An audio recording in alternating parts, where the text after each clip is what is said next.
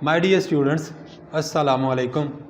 आज के इस वीडियो में हम देखेंगे कि 9th क्लास का जो इंग्लिश का पेपर है एनुअल बोर्ड का, उसका पैटर्न क्या होगा, यानी कौन कौन से सवालात आएंगे, उनके कितने मार्क्स होंगे और आपको हर क्वेश्चन में कितने पार्ट्स अटैम्प्ट करने होंगे। तो सबसे पहले 9th का जो पेपर होता है इंग्लिश का, उसके दो पार्ट्स होते हैं मेन, ऑब्जेक्टिव और सब्जेक्टिव। सबसे पहले आपको आंसर शीट देने के बाद आपको ऑब्जेक्टिव पेपर दिया जाएगा जिस पे एक कोड लिखा होगा। ऑब्जेक्टिव पेपर जो होगा उसका एक कोड होगा 4 हिस्सों का। वो कोड आपने अपनी आंसर शीट के फ्रंट साइड पे भी लिखना होता है और बैक साइड पर भी लिखना होता है।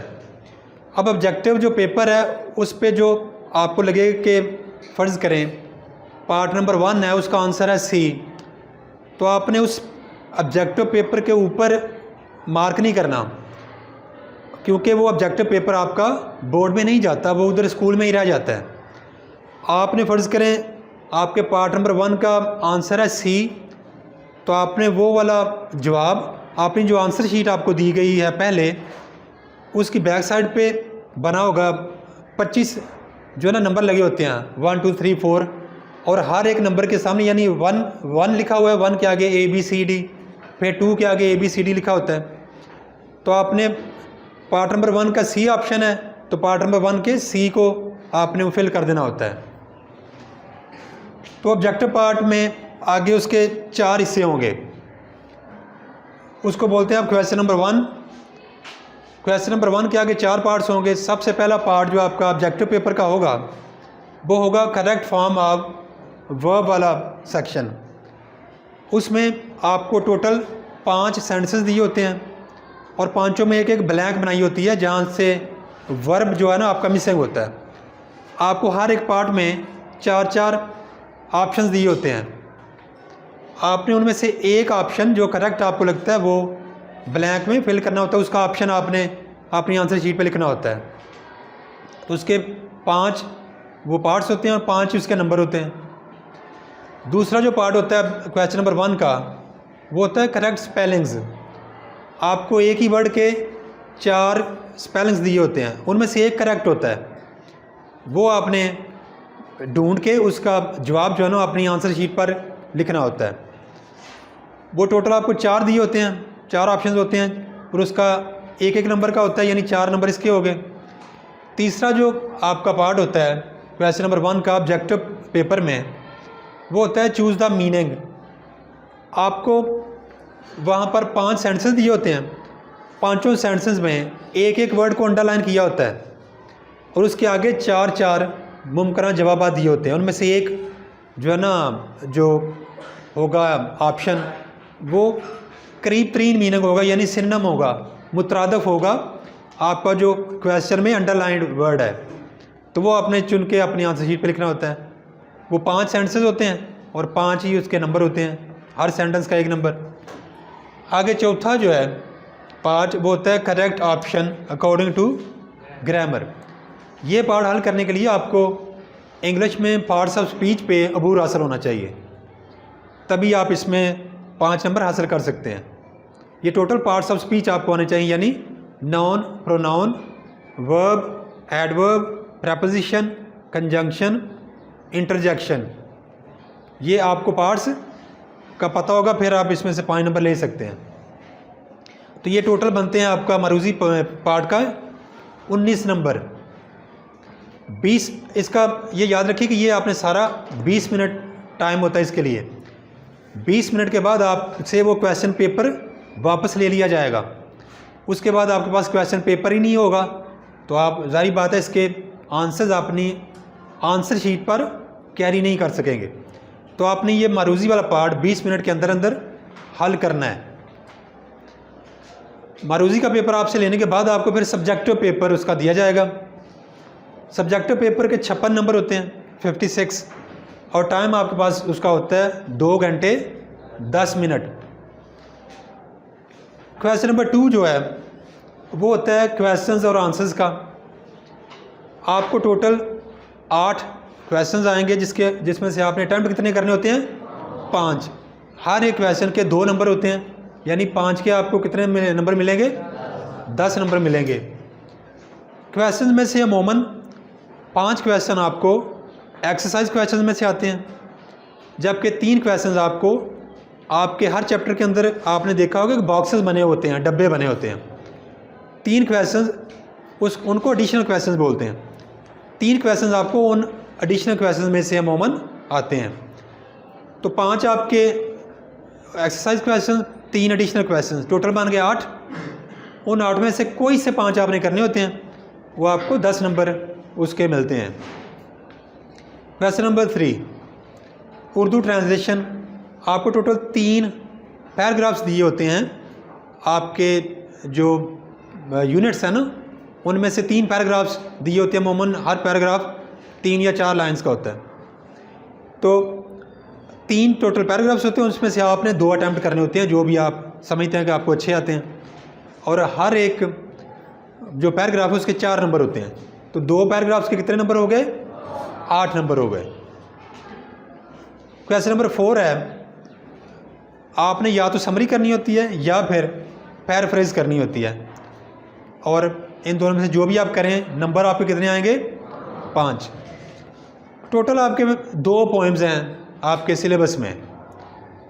तो अगर आप दोनों पोएम्स कर देते हैं तो उनमें से कोई एक पोएम आएगी जिसकी आपको समरी लिखनी पड़ेगी, या फिर दूसरा आपके पास ऑप्शन, ये आमतौर पर इंग्लिश मीडियम बच्चों के लिए होता है, वो क्या होता है कि इन्हीं पोएम्स में से कोई एक, वो जो है स्टैंजा या 3, 4, 5 लाइन्स दी होती हैं, आपने उन लाइन्स को इंग्लिश में ही उसको एक्सप्लेन करना होता है, उसकी पैराफ्रेज करनी होती है।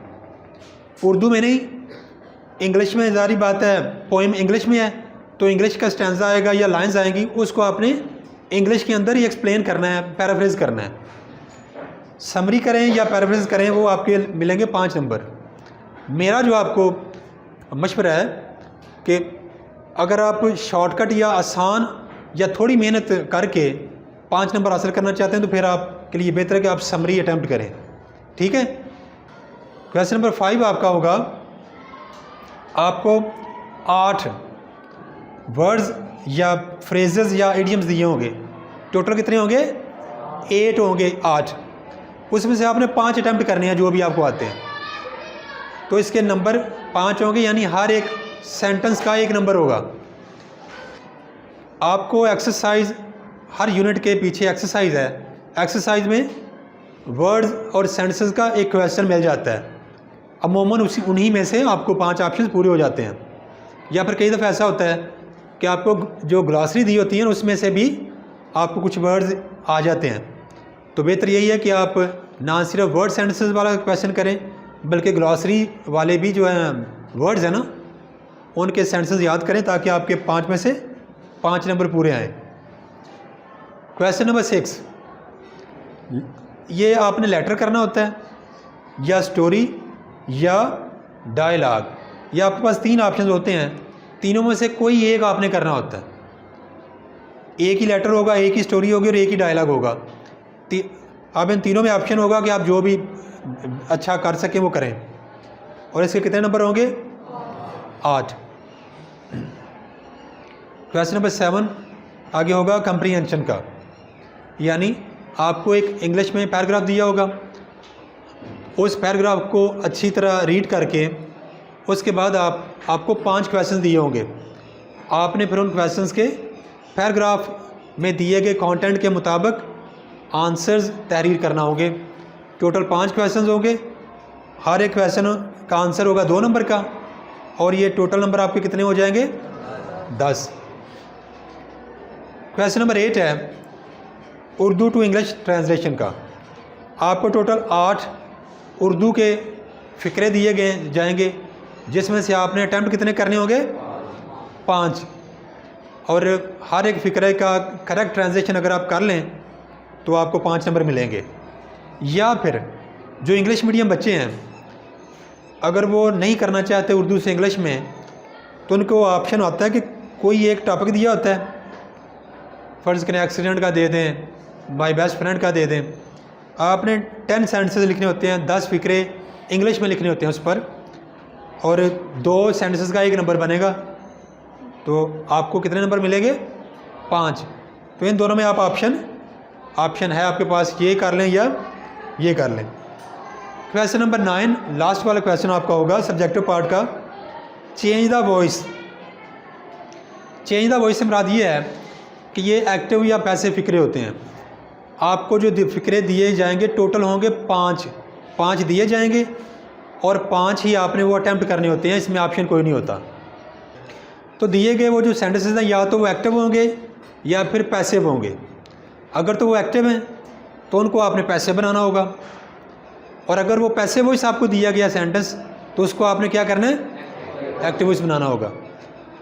कुछ सेंटेंसेस आपको एक्टिव में दिए होंगे और हो सकता है कुछ पैसिव में दिए हों, तो जो पैसिव में है उसका एक्टिव बनाना है आपने, जो एक्टिव में है उसका पैसिव बनाना है। आपका ये ऑब्जेक्टिव पार्ट हो या सब्जेक्टिव पार्ट हो, ये सारे का सारा मेरे YouTube चैनल पर इसका सलूशन मौजूद है। मैं इन सारे क्वेश्चंस का जो लिंक्स हैं वो अपने इस वीडियो के डिस्क्रिप्शन बॉक्स में डाल दूंगा, तो आप YouTube चैनल से अगर तैयारी करना चाहें तो आपको सारा जो है ना पेपर, इसका सलूशन मिल सकता है। Thanks for watching. Please subscribe my channel, also like and share this video with your friends. Thanks.